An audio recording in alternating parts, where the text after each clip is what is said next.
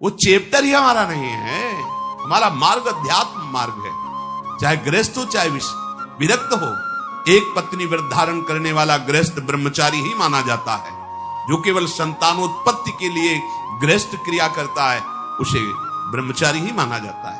नाम जप करते हुए अतिथि सेवा, परिवार का पोषण, वो साधु ही माना जाता है। हमारे मन में जो भोगों की स्फुरणा होती है उसके कई कारण होते हैं। एक तो होता है संचित पाप राशि जो पूर्व में जमा है,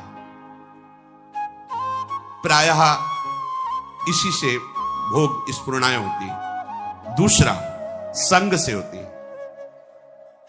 आपकी पाप राशि से स्फुरणा ना हुई तो कोई भोगी पुरुष ऐसा मिला, परमाणु होते हैं। पूज्य श्रीधर बाबा की कुटिया में जब जाते थे, आप सच्ची मानिए, घुसते ही ऐसा लगता जैसे मशीन फिट कर दी गई हो। मंत्र एकदम रफ्तार से चल पड़ता। और जे 8 बजे रात्रि के जाते थे चरण चाटने, जे ही उनके चरणों को स्पर्श करते ऐसा लगता हम किसी दिव्य भावलोक में बैठे हैं। क्यों? उनके परमाणु नाम जापक संत, रात दिन नाम जापक, ऐसे परमाणु उनकी हर वस्तु में, कोई भी वस्तु उनकी छू के एक दिव्यता थी उसमें। ऐसे ही जैसे वो रात दिन भजन में लगे तो उनकी हर वस्तु में परमाणु, ऐसे ही रात दिन जो भोगों में लगे उनकी हर वस्तु में भोग के परमाणु हैं। सावधान, उनके आसन पर बैठना, उनकी थाल में पाना, उनका स्पर्श होना, उनका संभाषण होना, उनसे मित्रता करके उनका चिंतन करना, ये भोगों को बढ़ावा देना होगा। इसी को विपरीत देखो, संतों के प्रति उनके समीप बैठना, उनका जूठन पाना, उनको देखना, उनसे संभाषण करना भजन का बढ़ावा होगा। देख लेना। पूर्व संचित पापों से जो स्फुरणा होती है उससे बहुत सहजता में बचा जा सकता है, लेकिन प्रगट कुसंग से जो स्फुरणा होती है इससे बचना बड़ा कठिन होता है। पूर्व पापों से स्फुरणा सबके हृदय में होती है जब तक भगवत साक्षात्कार नहीं हो जाता। वो बार बार आकर्षित करता रहता है संसार का राग। और अगर कहीं कुसंग मिल जाए फिर क्या कहना, फिर तो जो स्फुरणा थी संकल्प बनेगा, संकल्प क्रिया बन जाएगी, क्रिया होते ही अध्यात्म अंतर्ध्यान हो जाएगा, अध्यात्म मार्ग ही नहीं रहेगा। इसलिए कर्म राशि की तो तुम चिंता मत करो, उसे तो भस्म करने के लिए शरणागति समर्थ है, लेकिन कुसंग से बचने के लिए तुम्हारे ऊपर पूरा भार है। कुसंग से तुम बचो। बरु भलबास नरक करताता, दुष्ट संग जनि दे विधाता। गंगा किनारे भ्रमण जब कर रहे थे तो तरी घाट है, उसके आगे हम जा रहे थे। नया शरीर और वैराग्य, ना कमंडल, ना बिस्तर, ना कोई भीषण सर्दी का समय। एक मार्किन नीचे पहने लाल रंग से गेरुआ, बस लंगोटी, और एक मार्किन बस, कोई कमंडल, कुछ। रोम रोम हर समय सर्दी से व्याप्त रहता। भोजन की व्यवस्था जहां ठाकुर जी कर दें। तो माह के महीने में रामनगरिया लगती गंगा किनारे। जैसे माघ मास में वहां प्रयाग में, ऐसी जगह जगह मानो 10,000, फिर 10,000, ऐसे 2-4 किलोमीटर ऐसे ऐसे नगर जैसे बन, रामनगरिया उनको कहते हैं। किनारे से चलने पर वो मिलते हैं। तो एक महात्मा, जिनकी पोशाक बहुत अच्छी लग रहा था, सुविधाजनक जीवन है, वो देखा, बड़े बुजुर्ग अवस्था के थे। हे महात्मा, देखने से ही लग रहा है कि तुम गंगा की परिक्रमा दे रहे हो। परिक्रमा तो नहीं, पर गंगा किनारा ही हमारा जीवन है। बोले आओ 2-4 दिन रुक लो। रामनगरिया सब अलग अलग तंबू लगे, जैसे प्रयागराज में बड़ी व्यवस्था, बड़े ऊंचे ऊंचे ऐसे गद्दे तंबू, क्योंकि बहुत सर्दी गंगा किनारे तो और पड़ती है। हमें भी लगा चलो संत भगवान 2-4 दिन के लिए कह रहे रुक जाते, जो ही रुके 12 बजे कितने प्रकार के भोजन, खीर ये वो, जहां रोटी भी नसीब नहीं हुआ, इतना कहा चलो भगवान की बड़ी कृपा 2-4 दिन जो है तो बाहर में पाया। रात्रि में उन्हीं के पास शयन के, बड़ा तंबू था ऐसे वैसे। दूसरे दिन सुबह 8 बजे के करीब जलेबी का भंडारा था, फिर राजभोग अलग। खूब ऐसे पुण्यात्मा जन करते रहते हैं।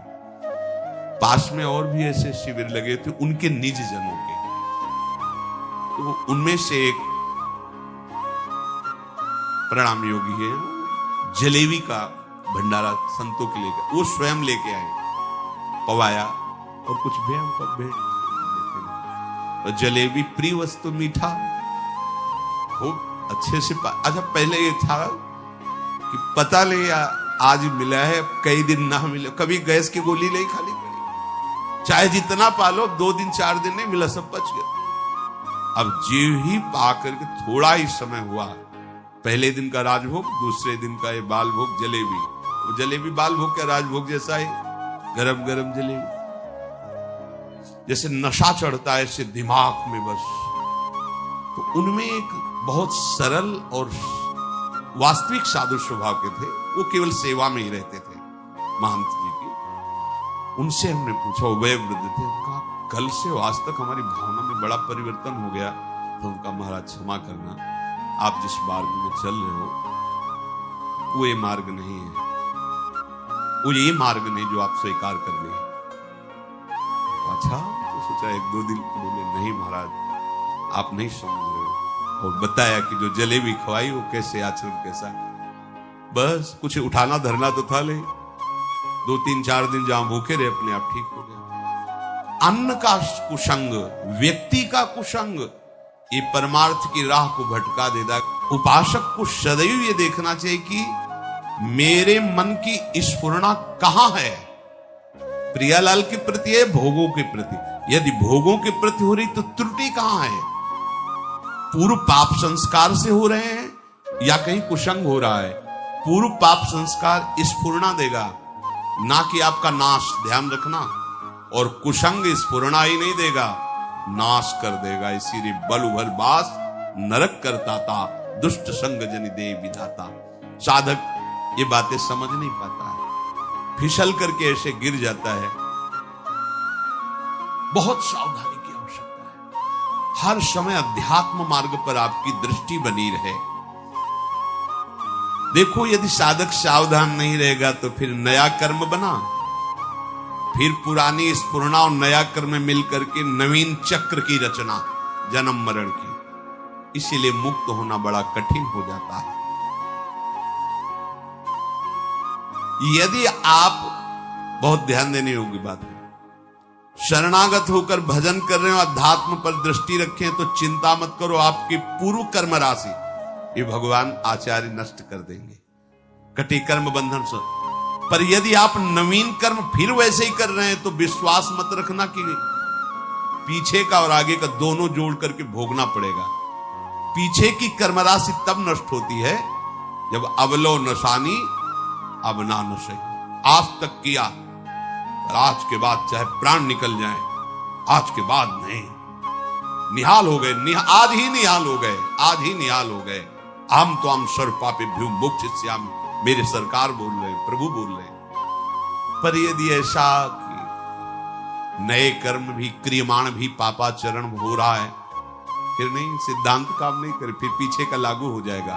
फिर आप कहोगे कि अध्यात्म में उन्नति नहीं हो रही, कोई लाभ नहीं मिल रहा, कोई सुख नहीं मिल रहा, क्योंकि आप गलती कर रहे हो। चलनी में गैया दुहे और दोष दैव को दे। देखो आपके पीछे के कर्म प्याज जैसे बदबू वाले हैं, जमा है गोदाम में। ऊपर से यदि केसर और कपूर लाद दिया जाए तो केसर और कपूर की गंध प्याज को नष्ट करके अपना प्रभाव दिखा देगी। नाम जब कीर्तन कथा वार्ता यह है केसर कपूर, लाद दो अपने पूर्व पाप के ऊपर, भगवान नाम का वजन सब दब जाएगी, उसकी दुष्प्रवृत्तियां नष्ट हो जाएंगी। अगर कहीं वायु का झोंका चले और कपूर खुला रह जाए तो उड़ जाएगा, फिर प्याजे की गंध रह जाएगी। माया का झोंका चला और आप अपने यश कीर्ति में, अपनी बड़ाई सम्मान प्रतिष्ठा में, भजन में कमी, मान सम्मान प्रतिष्ठा में बह गए तो उड़ गया कपूर। अब बचा प्याज, उसकी दुर्गंध शुरू हो जाएगी। कितना महापुरुषों ने सूक्ष्मता से अनुभव किया है। इसलिए ध्यान रहे कि इस माया की वायु का प्रवेश आपके हृदय में ना होने पर नहीं दुर्गंध ही रह जाएगी, केसर कपूर की गंध नहीं रह जाएगी। ये माया के प्रवाह का, तूफान का क्या भाव समझें?